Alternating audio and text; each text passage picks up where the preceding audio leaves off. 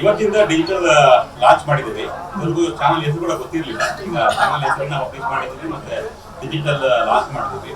Facebook, YouTube ಮತ್ತೆ website launch ಆಗಿದೆ. ಈಗಾಗಲೇ ಬೆಂಗಳೂರಲ್ಲಿ ಒಂದು ಟೀಮ್ ರೆಡಿ ಇದೆ. ನೀವು ಹೇಳಿದಂತೆ ಇಡೀ ಜಿಲ್ಲೆಯಲ್ಲಿ ಎಲ್ಲ ಜಿಲ್ಲೆಯಲ್ಲೂ ಕೂಡ ಟೀಮ್ ಇರುತ್ತೆ, ಇನ್ಕ್ಲೂಡಿಂಗ್ ರಿಪೋರ್ಟರ್ ಮತ್ತೆ ಕ್ಯಾಮರಾಮನ್ ಇರ್ತಾರೆ. ಈಗಾಗಲೇ ಸಂಬಂಧಪಟ್ಟಂತೆ ಇಂಟರ್ವ್ಯೂಸ್ ಆಗ್ತಾ ಇದೆ.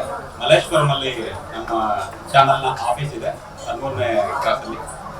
ಇಡೀ 2 ಫ್ಲೋರಲ್ಲಿ ಆಫೀಸ್ ರೆಡಿ ಆಗ್ತಾ ಇದೆ. ಸ್ಟುಡಿಯೋ ಮತ್ತೆ ನಮ್ಮ ಡೆಸ್ಕ್ ಆಗಿರ್ಬೋದು ಪೂರ್ತಿ ಸೆಟಪ್ ರೆಡಿ ಆಗ್ತಾ ಇದೆ.